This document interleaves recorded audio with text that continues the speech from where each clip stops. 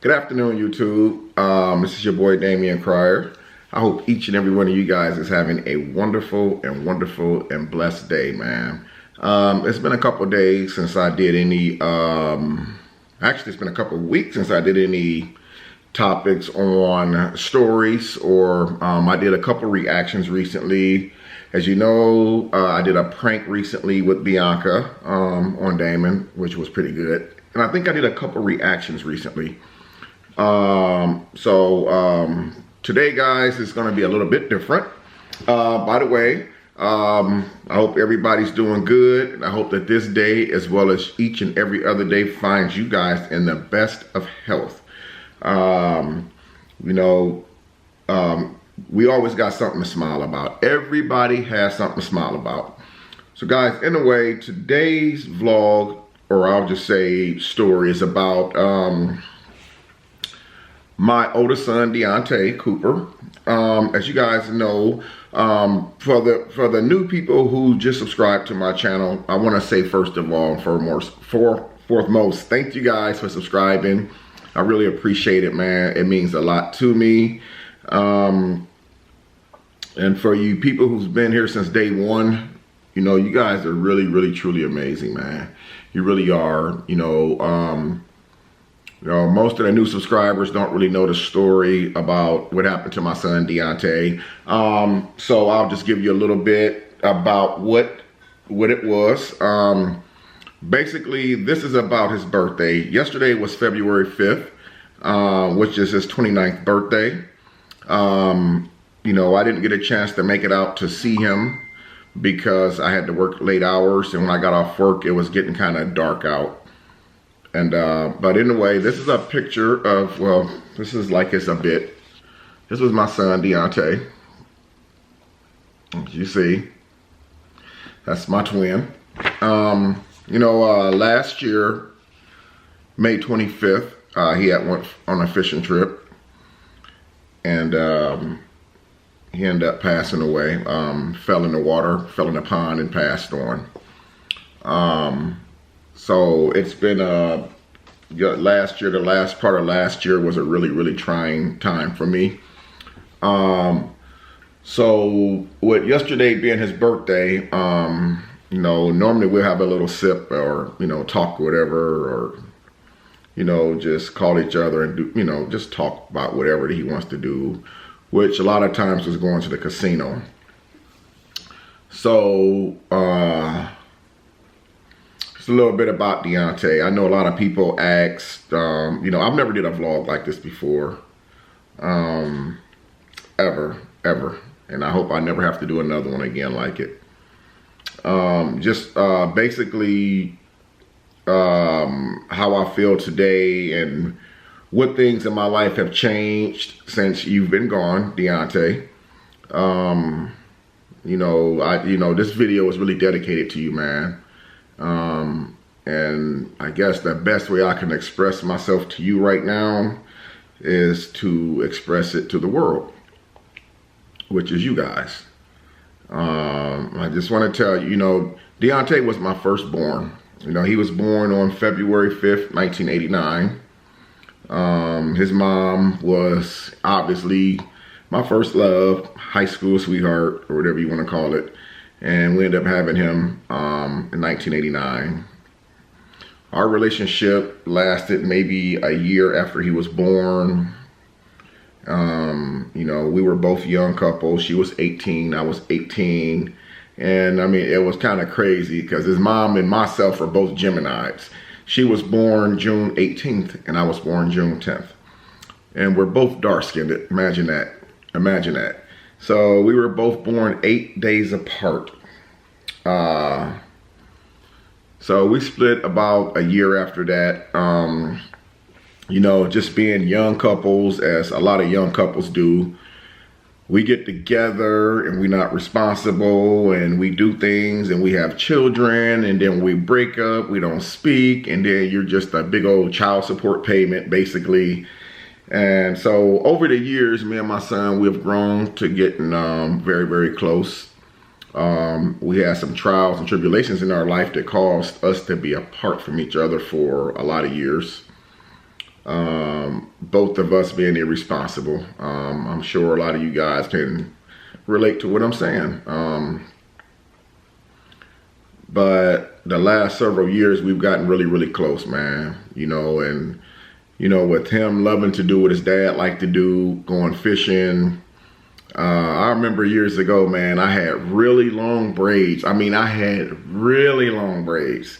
And one of these days, I'm going to actually post some of those pictures on YouTube and let you guys see for yourself what I mean. So Deontay, being like his old man, he wanted to grow his hair out. So he ended up growing really long hair. So we both used to take a lot of pictures together with our braids and our little afros, father and son, type stuff. He picked up a lot of my ways as far as fishing, the way we dress. He picked up one of my addictions, which is not good, which is gambling. I like to scratch tickets. Occasionally, I like to go to the casino. And so I remember a few years ago, Deontay found out that Dad cut his hair.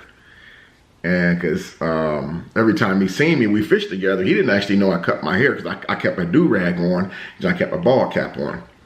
And I used to do that anyway. So when I'm fishing, the sun beating down, I don't sweat my braids out and start getting frizzy. So he found out I cut my hair. So he ended up cutting his hair. And this is like his picture from last year. You see where he ended up cutting his hair before everything had happened. So basically, it's like the typical father and son. You always want your son to be like you, and do the things that you like to do. He started working on cars and stuff like that. Started working, had him a really decent job and stuff, and trying to just do the right thing, trying to stay in his own lane, if you know what I mean. So I miss him a lot, man. It's like, here it is, February 6th. We got 5 or 6 weeks until spring, and people be breaking the boats out. Ice will be melting. They'll be back on the water, and that's something that we shared a whole lot together. Me and my son, we are just like water sport fanatics. And, you see me in a lot of videos. I'm always flexing my little guns, flexing my little arms. He was the same way. He always walked around. As soon as he came over, he always puffed his chest out, walked around with his chest all beaded out, flexing his muscles and stuff. And it's like we both did the same thing, man. And it was just crazy, man. But, since he's been gone, man, I'm not gonna lie, a lot happened, right after he passed. And it was just so confusing because it was like, I didn't understand why. How did he slip in the water? Why didn't he get up and swim? It was just a lot of unanswered questions, and it's just been really messed up. It's like people say losing a loved one, man. They say that it gets better with time. Well, losing a girlfriend or something, or losing a good job, or losing that car that you really liked, or losing your high school sweetheart, something like that gets better with time. But when you lose a loved one, it eats at you every day, man. Because you always try to remember those last moments, man. So, for the people out there who got kids, older kids, man, try to stay close to your kids. Forgive them for whatever that they do. We got to keep in mind, man, we were all kids one day, man. Now, I haven't been able to talk to my son since he's been gone. I still got his number, still in my cell phone, his last phone number. I still got text messages from him. Still got his Facebook page. I think his mom still has his Facebook page up. It's just those things that you have to hang on to. So it's just like, I miss him so much, man. And, it hurts. It hurts. It hurts so bad, man. Literally, there's not a day that goes by. There's not a day that goes by, you see somebody in the street somewhere and they look at you and say, wow, you Deon's dad, man. Y'all look just like twins, man. It's just crazy, man. But, now that I can't really talk to him, it's like there's so much that I really want to say to him. You know, like I wish I would have been there more for him over the years. You know, I wish that we could have that one more shot together. I wish that we can go fishing one more time together. Speaking of fish, you know, I have his fishing pole in my closet out here at my apartment. It was the fishing pole that he was using when he had disappeared. And I actually picked that pole up off the ground and brought it home with me. And I plan on using it when the weather gets right. So it's like, you know, you have to try to hang on to every little bit, every little piece. You know, again, man, it's not easy. And, you know, I know people have said in my past before, man, you always making sad vlogs about this and about that. But you know what? Say what you want. I don't care. I'm talking to my, this is for my son. This is for my child. You know, and somebody who doesn't like this right here don't have to watch it, because this is about my son. You know, I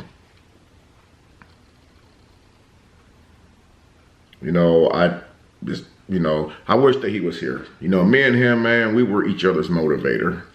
You know, I mean, he would call me when he's upset about something, having girlfriend problems, you know, stuff like that. And it's like, you know, things will never be the same. You always see something that I always see something that reminds him of Jesus Christ.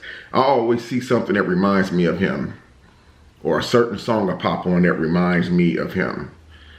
And it's like, you know, my younger son, Darian, you know, he had it really, really hard in the beginning, because he was telling me and his mom months ago that he had a dream, and he woke up and Deontay was looking at him smiling.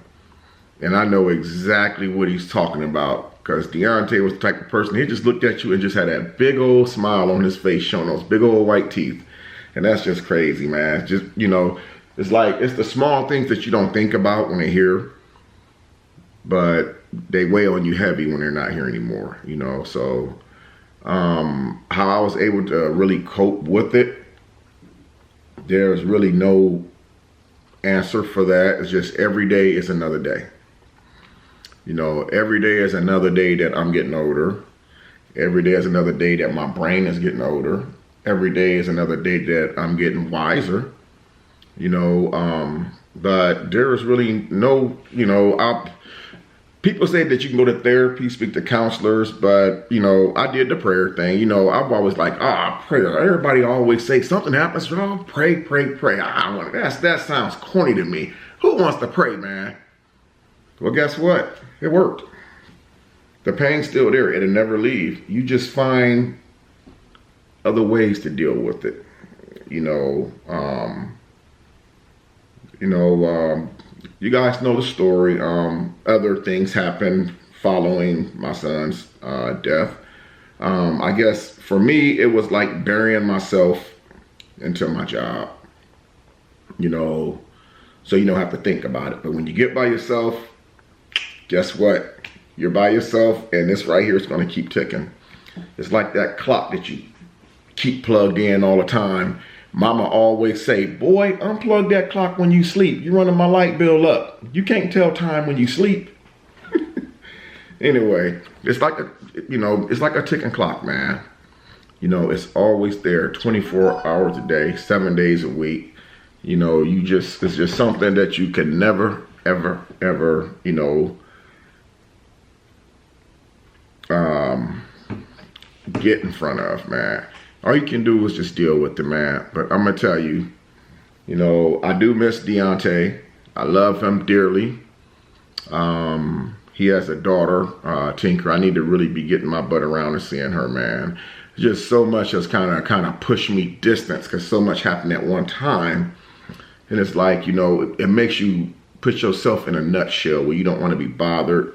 You close yourself in, and, you know, a lot of people don't really understand it until it actually happens to you. You know, and I pray that this never happens to each and every one of you. You know, one thing that we guaranteed to do, guys, we know it. You know, we know that we're going to leave one day. That's a promise. That's guaranteed. We don't know when, but we know we're going to leave one day. I mean, we cannot stop the inevitable. It's going to happen. So it's like we, as people, sometimes we don't take advantage of the moments or the opportunities that's in front of us. We procrastinate a lot. We put things off until the next day. And then, it's like when you turn the news on all the time, man, and you hear about somebody getting shot, as parents, our mind goes into high gear because we know that we got kids out there walking around playing basketball. Our mind goes into high gear. We go straight to social media trying to find out if a name been released, because people on the scene usually know what happens before the news outlet releases it. People on the scene knows exactly what happens before it happens, not before it happens, but when it happens. And we as parents, our hearts start skipping the beat, just start skipping the beat. And we get so nervous, and we get so scared because we like, please God, don't let it be my baby. Please, God, only to get there and find out that it is. It's like a parent's worst nightmare. People say, Damien, I don't mean to be harsh, Damien, but at least your son didn't get killed. He died in a fishing accident. But I tell you what, man, that doesn't make it easy. He's gone. He's gone. We as parents, we always want the best for our children. We don't want to bury our children. No parent wants to bury their children, man. You want your children to bury you. I mean, we don't want them to have that burden of having to bury you. But we, as parents, if it was our choice, we would want it the other way around. If I could trade places with Deontay, I would right now today. I would trade places with my son right now today, so he can be here and watch his beautiful 9-year-old daughter become a young lady and go to school. I lived my life, 47 years old. I know it's not over, but I believe that I lived my life. I made the choices that I made. I made the mistakes that I made. And I believe that he should have had the second chance that I got. It's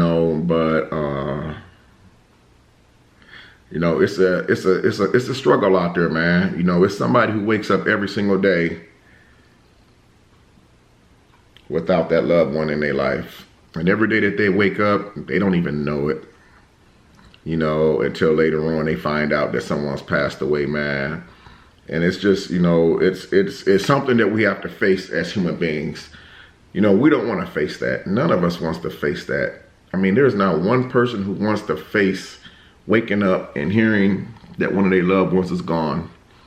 Hearing that their loved ones will never be back again. Hearing that you will never hear their voice again. All you have is the memories. All you have is the memories. I remember my son coming over one day. This was a month before everything happened. He came over one day. He said, Dad, I talked to you. I said, yeah. He said, Dad, if I get a truck, can I start coming to your house and getting a boat?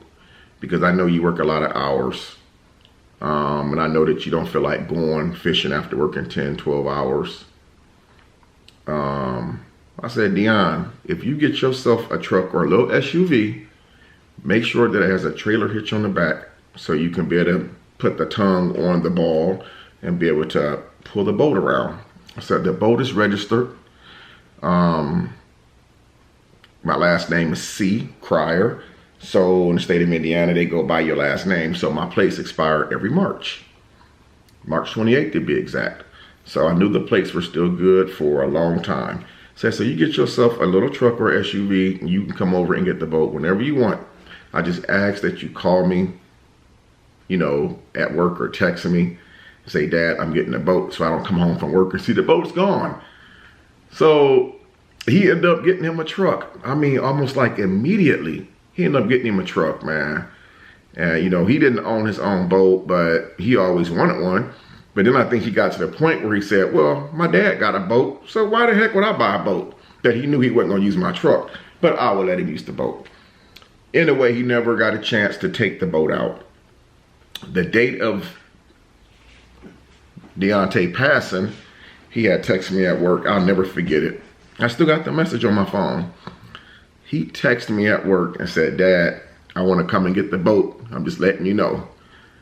I texted him like an hour later because we can't have phones out at work, but we still kind of sneak and text a little bit. So I ended up texting him like an hour later. I said, "Go ahead and get the boat." I said, "But be careful out there.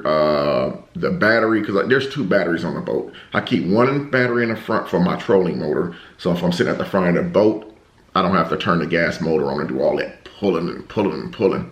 So I got a small electric motor in the front. So I keep a battery up there charged." So I told him, I said, "Well, the battery in the front of the boat is charged if you want to use the trolling motor." Okay. So I sent him a text message. That night when I got home, my boat was still in the backyard and the boat cover was still on. I'm thinking like, wow, what's going on here?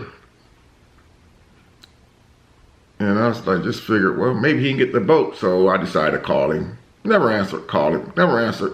Sometimes when we fishing and we getting that bite, we don't care how many phones ringing. We focusing on that bite because it might be that big one. So then calling, no answer. So, man, that's crazy.